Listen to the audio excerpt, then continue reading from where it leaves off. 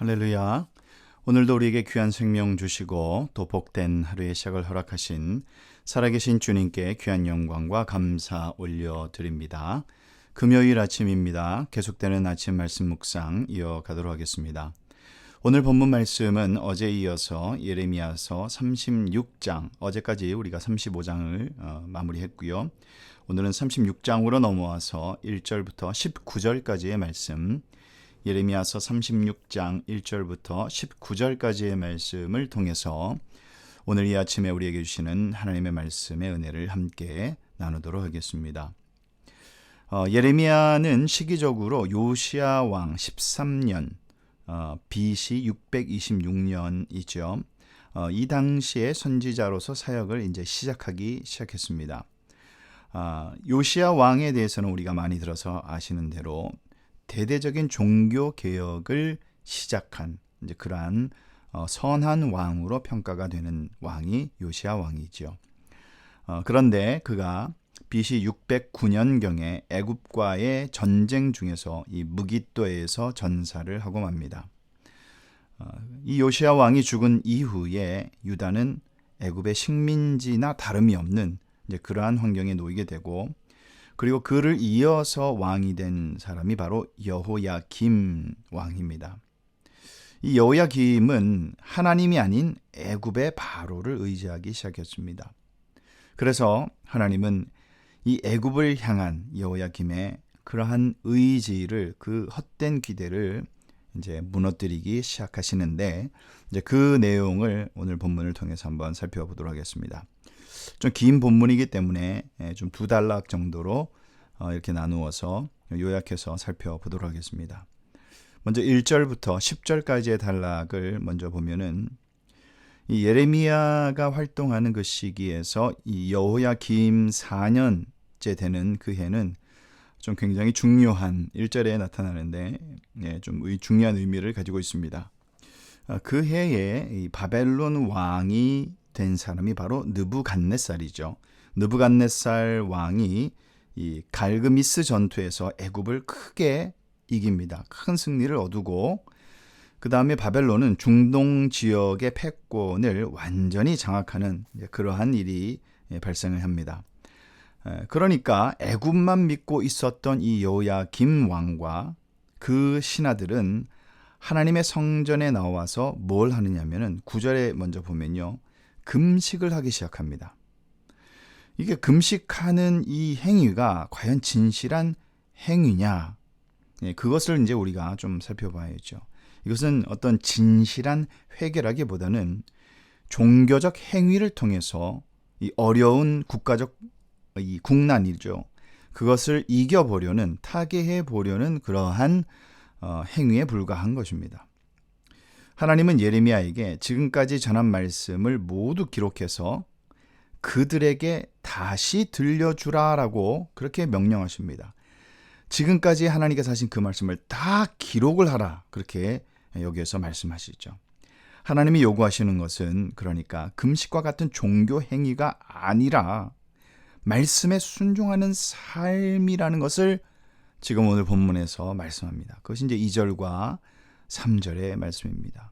우리도 마찬가지죠. 자칫 잘못하면 우리는 종교 행위를 통해서 어떤 우리의 신앙의 수준을 끌어올리려고 하는 그러한 착각 속에 빠질 때가 굉장히 많이 있지만, 우리가 계속해서 강조하는 것이 뭡니까?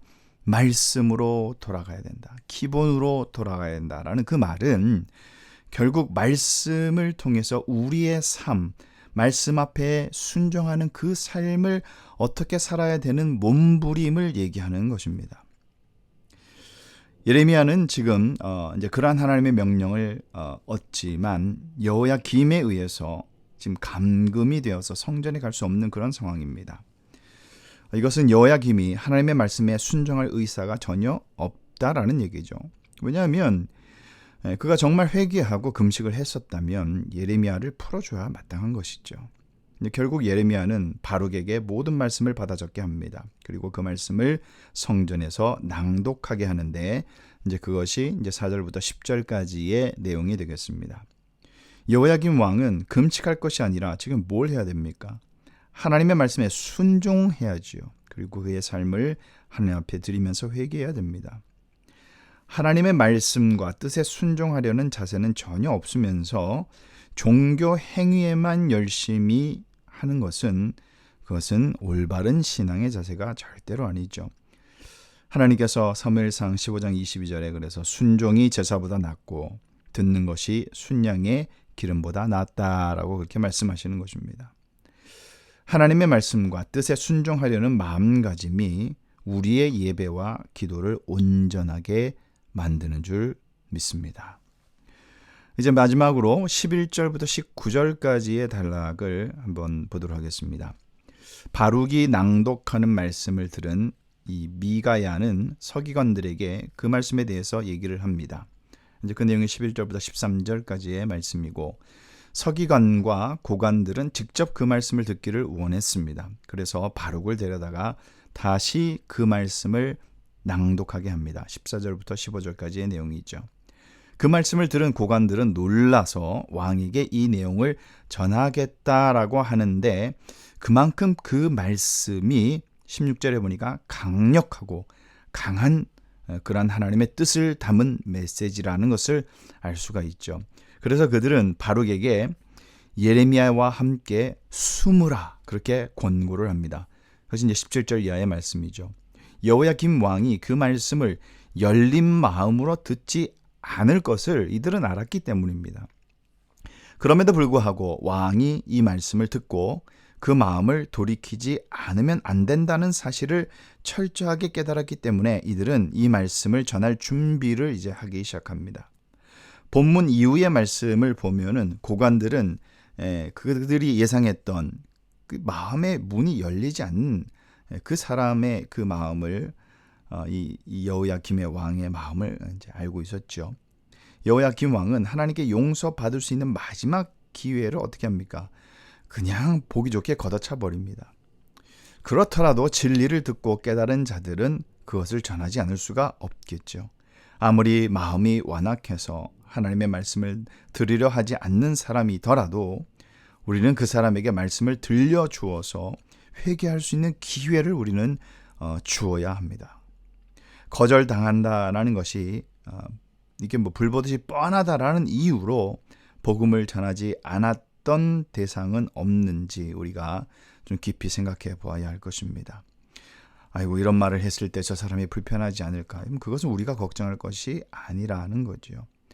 그 사람이 죽어가는 영혼이 살기 위해서는 불편하더라도, 마음에 찔림이 있더라도 그 말씀을 듣고 회개해야지만이 그 영혼이 살기 때문에 우리는 하나님의 말씀을, 복음을 증거해야 하는 것입니다. 거두시는 분은 하나님이십니다.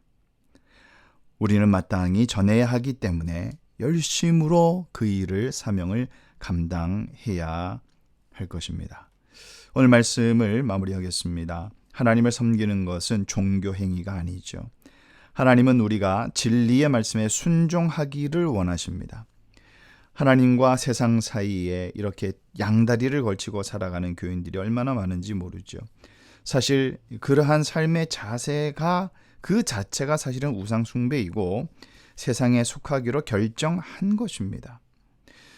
그러한 이중적인 잣대를 가지고 아무리 종교 생활을 한들 하나님은 만홀히 여기시는 분이 아니기 때문에 분별하시죠. 우리는 오직 진리의 말씀을 따르고 그리고 몸부림치며 말씀에 순종하고 또 그것을 증거하는 그러한 자들이 신앙생활이 되어야 할 것입니다. 우리의 삶은 종교행위가 아니라 말씀에 순종하는 삶, 말씀 앞에 순종하는 삶, 그 의지를 담아서 우리가 함께 예배해야 할 줄로 믿습니다. 하나님께 순종하기를 기뻐하는 그러한 진정한 참된 믿음의 삶을 살아가시는 저와 여러분 되시기를 예수님의 이름으로 축원합니다.